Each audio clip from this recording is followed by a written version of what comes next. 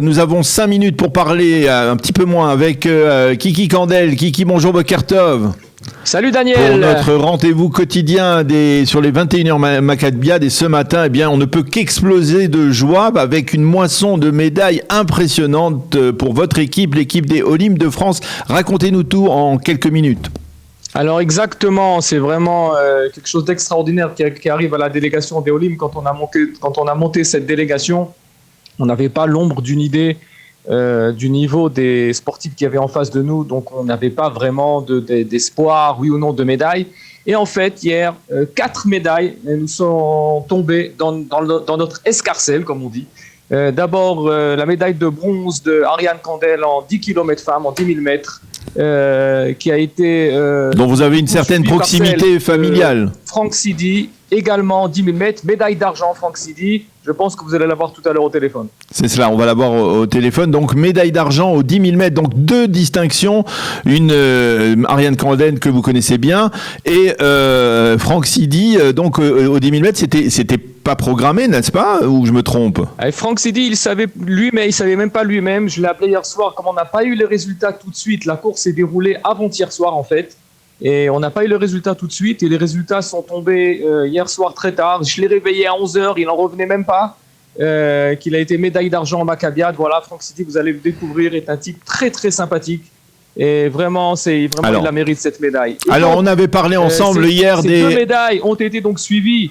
Hier, alors justement, on avait parlé des pongistes. Dans la compétition par équipe, et bien sûr de l'exceptionnel médaille et l'exceptionnelle performance de la famille Simon et d'Adam Nedjar en tennis de table, qui, c'est vrai, n'ont pas battu l'équipe d'Israël en finale, mais ont ramené quand même une médaille d'argent après avoir sorti l'Allemagne et l'Argentine. C'est quand même une grande performance. Donc, on est au compteur à 4 médailles pour la délégation des Olim, 2 en bronze et 2 en argent. Eh bien, ça donne envie, avec l'appétit vient en mangeant, et on espère que ça va continuer aujourd'hui et au cours des prochains jours.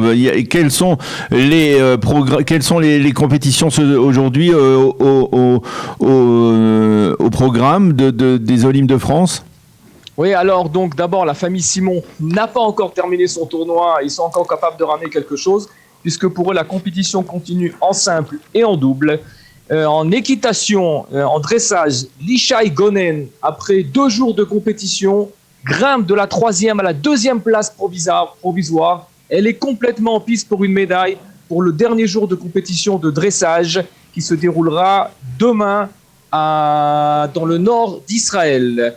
En saut d'obstacle, Tali Krief reste à la 10e place sur 37 concurrents, quand même très belle performance. Je pense qu'on vous montrera des images dans la suite de la journée. Pour ceux qui ont le temps, où est-ce qu'on peut aller voir des athlètes se produire de votre équipe?